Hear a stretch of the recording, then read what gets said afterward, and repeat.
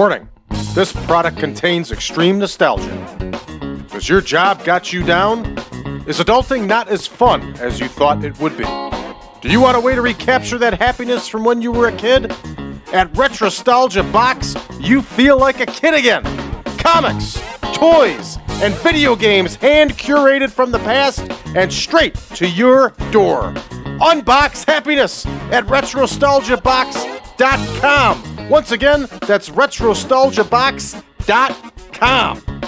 Yeah! Have you ever engaged in a serious debate over which is better, Harry Potter or Lord of the Rings? Have you ever played Smash or Pass using only characters from Star Wars and Marvel movies? If you answered yes to any of these questions, we have the podcast for you. Listen to The Steam Gentleman, the podcast where an expert panel convenes to ask the questions about pop culture and social commentary that other podcasts are afraid to ask. Listen to The Steam Gentleman on Apple Podcasts, Spotify, or wherever you listen to podcasts.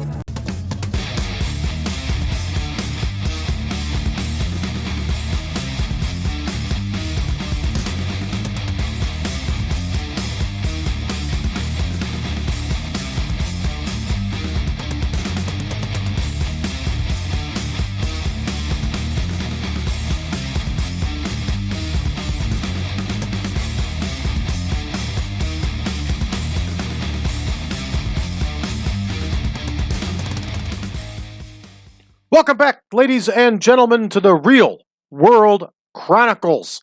I am Brad Drake, your host, and this is All Elite Wrestling. Tonight, everybody, it is week 4. It is a Friday night, and that means Rampage is running taped on television, and we are running a live event show. Now, AEW in real life doesn't do a whole lot of these, but I'm doing them in this game. What have you missed since the last episode? Nothing big, except we just recorded all 4 episodes of All Elite Women's Wrestling for those 4 half-hour shows for the next month. Nothing big. We're going to run in the Southwest region. We are going to run the Walter Pyramid here in Long Beach, California. And I suddenly have this weird thing going on where our attendance is dropping everywhere. So Southeast, we could usually get like 15 to 18,000 people.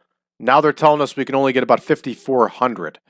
So I think we have the funny business going on here of, I don't know, oversaturation or something like that. I really don't know. I don't know why TEW does this, why things get goofy like this, but that's my sneaking suspicion. Either way, 5,000 people for a live event, I'll still take it. All right, so obviously we're not going to be on television. This is going to be strictly a live event show. I may eventually start putting these on Honor Club, but not right now. So let's go ahead and take a look at the live event that I put together, everybody. We're going to have 6 matches, and I've done 5 of these previously. You can see some of them over here already. And for tonight's show here, I got to update this. Walter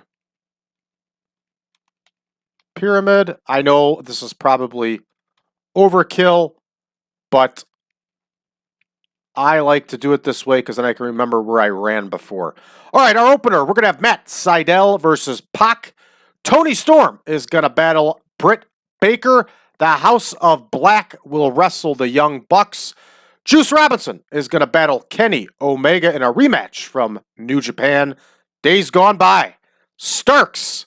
That is Ricky Starks and Dustin Rhodes are going to wrestle Daniel Garcia and Chris Jericho in a tag team match. Remember, Ricky Starks and Chris Jericho are in a feud, so this will help heat up that feud. And we're going to have Bryan Danielson challenge MJF for the heavyweight championship of the world.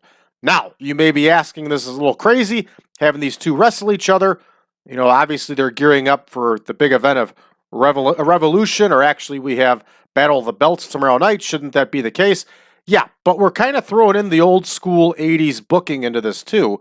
This is a non-televised event. Now, yes, people are going to have smartphones. There's the internet. It's going to be exposed what happened on the show. But I don't think it's as damaging as it would have been in years past. In fact, I don't think it's going to be damaging at all. And that's mostly because of the way I'm going to book this match. So, with that said, everybody, let's get to booking. Here we go. Sydal and Pac in the opener. And here is Matt Sydal. I've always liked Matt Sydal. I always thought he was a very good hand. He's up there in age nowadays, but he can still get the job done. Here is Pac. We're going to leave this. Oh, well, they have bad chemistry. All right, well, we're going to scratch that idea then. Who else are we going to throw in here? Let's take a look here. You know what? Sammy Guevara is not wrestling. Why don't we have Sammy Guevara versus Pac? AEW doesn't listen to, or doesn't pay attention to heels and faces, so why should I, right? All right, so here we go. Guevara and Pac. We're going to leave this one open-ended, and it's ready to go. And I think next we have Toni Storm and Britt Baker. Let's double check here. Yep, Storm and Baker. They're going to go 12. Here is Toni Storm.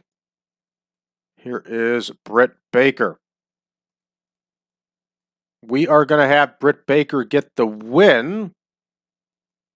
And we're going to have it by manager interference. Remember, she's got Rebel managing her. And that one, I believe I tied Toni Storm into the feud as a light roll along with Saraya. So she should be in that feud, so that should help heat the feud and keep it going. Next, we're going to have the House of Black versus the Young Bucks. And as I've said before, I am not a fan of the Young Bucks or their style. But they serve their purpose in AEW.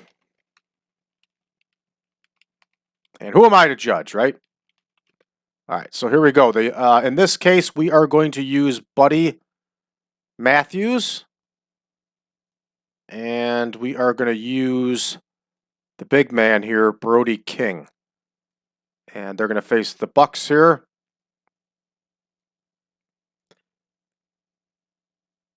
Oh, great. Brody King and Matthews don't get along well. Okay, so we'll plug in Malachi Black there with Buddy Matthews.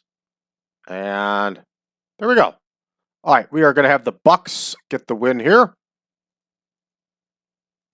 Because one way or the other, the Bucks are going to get the win always. So we might as well just have them win. All right, 16 minutes up next year. We're going to have Juice Robinson versus Kenny Omega. And as I've said before, I am not the biggest fan of Kenny Omega, but I will say that he can ratchet it up and mean business when he has to. Juice Robinson, he's okay. I liked his stuff in New Japan. He's another one that kind of is just a big spot guy. But these two should have a good match. And we'll have Kenny Omega get the win here. That one's in the books. Up next, we have our big tag match, which is going to go 18. And we are going to have Rhodes and Starks versus Garcia and Jericho. Okay, I don't even know if I have used Dustin Rhodes on a dark. Here is Ricky Starks. And here is Daniel Garcia and Chris Jericho. This is a pretty stacked card for this show. We're going to leave this one open-ended because either way, it's going to feed the feud. And that's what we need. All right, here's our big main event, everybody. And we are going to have Danielson versus MJF. MJF is the heavyweight champion of the world. Here is Bryan Danielson. Here is MJF. All right, now, what are we going to do for this one?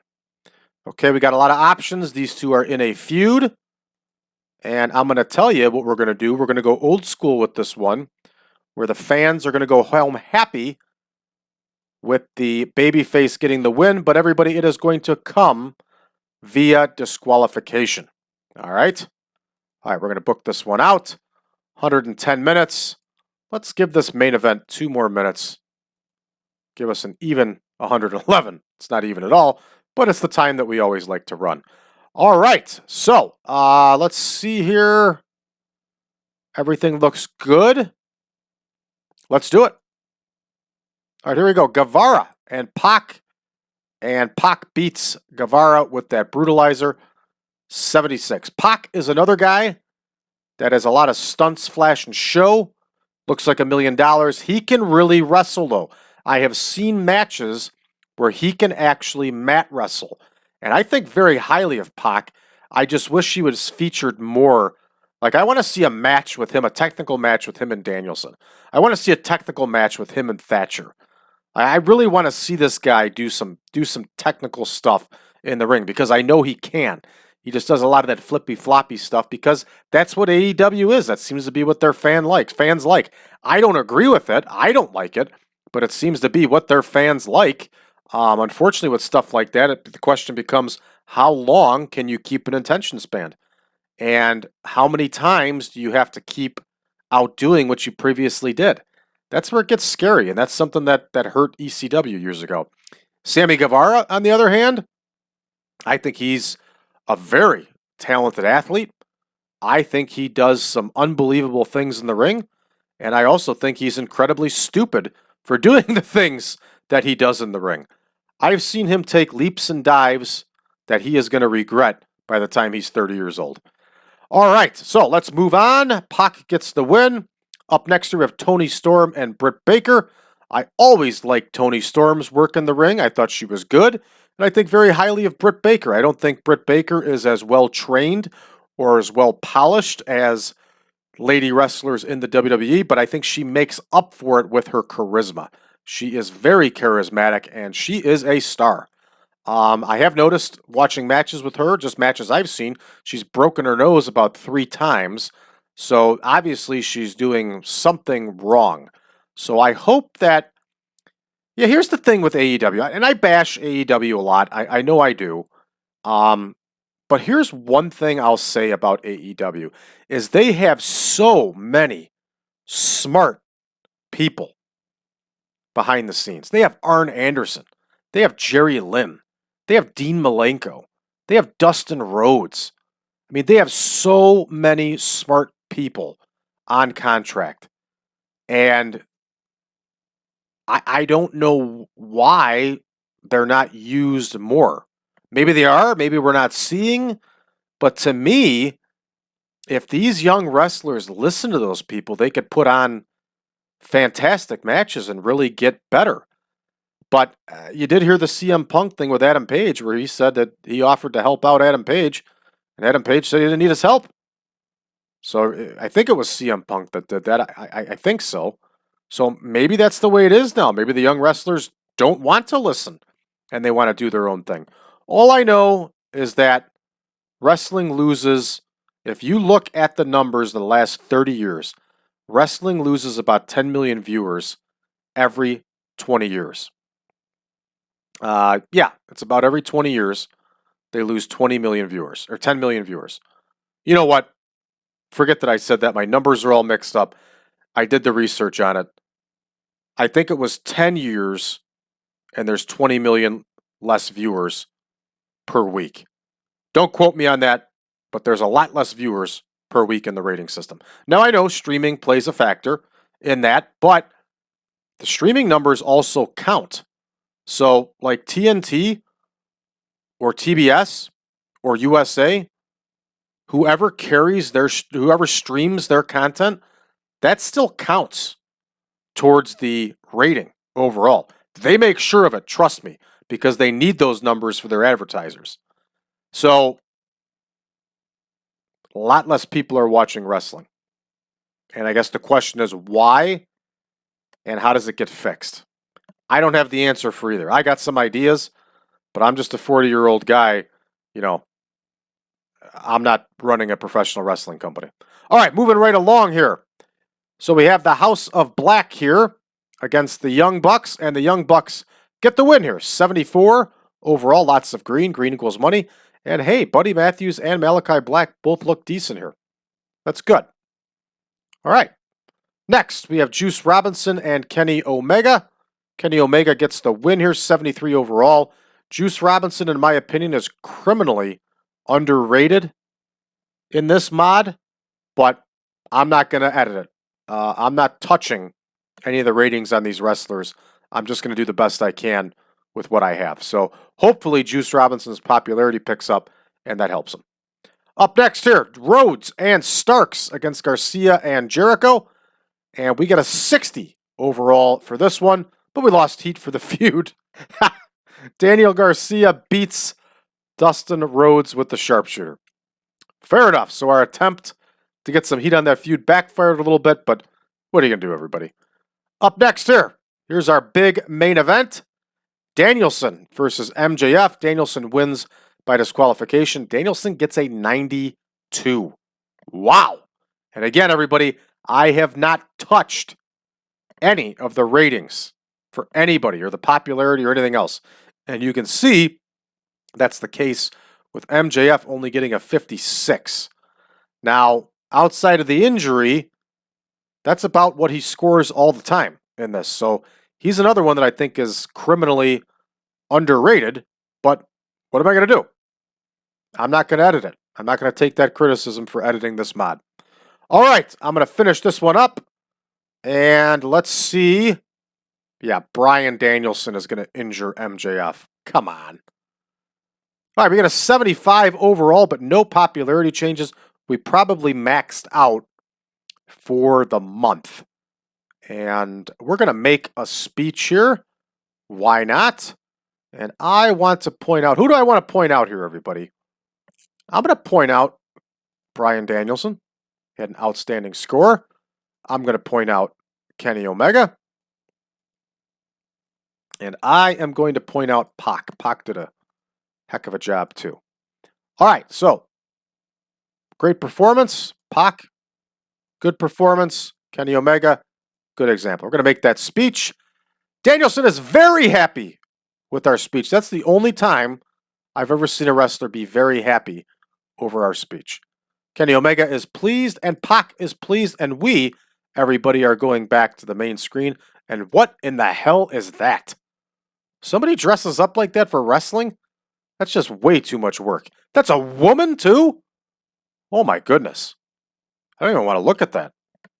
All right, what do we have going on next here, everybody? We have Battle of the Belts coming up here, which is just a 1-hour special. So we can copy the format for Rampage.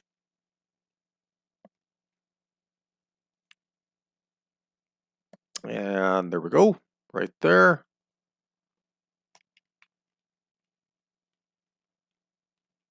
And we'll just put Battle down there. It's going to be Saturday night. I don't know where we're going to run it yet. We'll try to look up the real one and go from there. We will run a couple dark matches. We'll probably adjust the times of the matches. Then again, we may not. And that'll just be our little setup there. All right, we're back to the main screen here, and let's see what's going on. Rampage! Got a 671,000 viewers. 917,000 overall. Not bad. Creeping up towards 1 million, everybody. And let's take a look here. Oh, great. Layla Gray is pregnant. Very nice.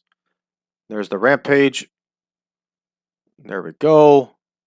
Matt Jackson likes Sammy Guevara. All right. Is MJF injured now? Is he going to be out? Let's take a look here. Nope, it's just going to affect every one of his matches. So, all right, everybody, that's going to do it for us. We'll be back in action tomorrow with Battle of the Belts 5. Yes! And I'll take a look at the real show and see what they did, and we'll see what we want to do from there. Although this is the Real World Chronicles show, everybody, As you know, our mothership is the 1987 Supermod. For those of you that are interested in the 1987 Supermod, head on over to braddrake.net or go to patreon.com/PowerCast Network. You can find version 9 and version 10 of the Supermod, respectively, over there. Also, consider joining our Patreon group. You can get all of these shows early and YouTube ad-free. There's also a lot of unique and different stuff that's not on our normal YouTube channel. Frankly, our Patreon page is great. Everybody likes it who's a member, and they continue to re-up. All right, with that said, check us out on social media, facebook.com/groups/1987 Supermod. You can also find us over on Reddit under the subreddit of TEW 2020 Friends. Do you want to talk wrestling? Talk wrestling with us. Head on over to Discord and check us out at 1987 Supermod. Thanks for tuning in, everybody. We'll see you tomorrow. Back in action, live in living color on the system, the satellite system, the solar system, the cable system, brother.